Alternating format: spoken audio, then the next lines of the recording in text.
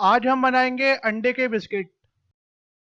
125 ग्राम unsalted butter,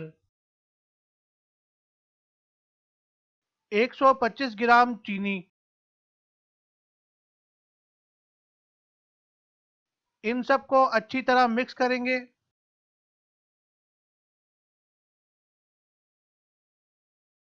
3 अंडे,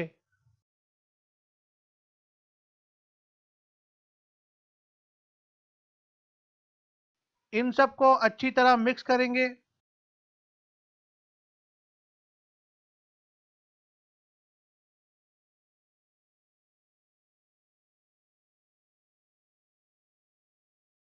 vanilla essence,